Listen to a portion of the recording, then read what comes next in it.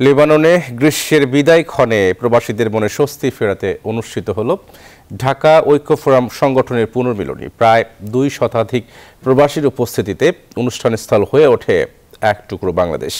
আত্মমানবতার সেবায় ভবিষ্যতে প্রবাসীদের পাশে এগিয়ে আসার প্রতিশ্রুতি দেন সংগঠনটির নেতৃবৃন্দরা। লেবানন থেকে মোহাম্মদ মিলন খানের তথ্যচিত্রে ডেস্ক রিপোর্ট।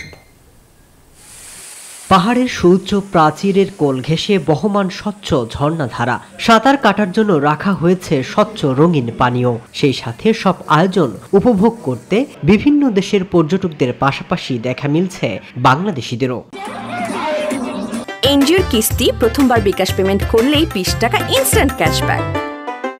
বৃহত্তর ঢাকা ঐক্য ফোরাম সংগঠনের পুণ্যমিলনী এবং আনন্দ ভ্রমণ বিশেষ আয়োজনে এ সময় প্রবাসীদের মিলন মেলায় পরিণত হয় শ্যামা আরিফ দর্শনীয় স্থানটি। এবার আনন্দ ভবনটি অত্যন্ত সুন্দরভাবে আমরা প্রায় এখানে 2 থেকে 300 প্রবাসী বাংলাদেশি আজকের এই আনন্দ ভবনের অংশগ্রহণ হতে পারি। আমরা খুবই আনন্দিত। আজকে আমরা যারা আসছি একটা ছোট্ট একটা বাংলাদেশে আমার কাছে মনে হচ্ছে, এবং আমাদের আজকে যারা আমরা আসছি আমরা যেন একটা মিলন মেলায় পরিণত হয়েছি। এখানে নিরাপত্তা এবং শান্তি শৃঙ্খলা খুব সুন্দর করে বজায় রয়েছে। লেবাননের বিভিন্ন প্রান্ত থেকে বাংলাদেশি প্রবাসীরা এবং বিভিন্ন দেশের প্রবাসীরা এখানে এসে আনন্দ উপভোগ করে, আমরাও খুব আনন্দ উপভোগ করছি। দর্শনীয় স্থানটিতে প্রায় 2 শতাধিক প্রবাসীর সমাগম ঘটে। দিনভর আনন্দ উল্লাসের মধ্য দিয়ে সময় কাটান তারা।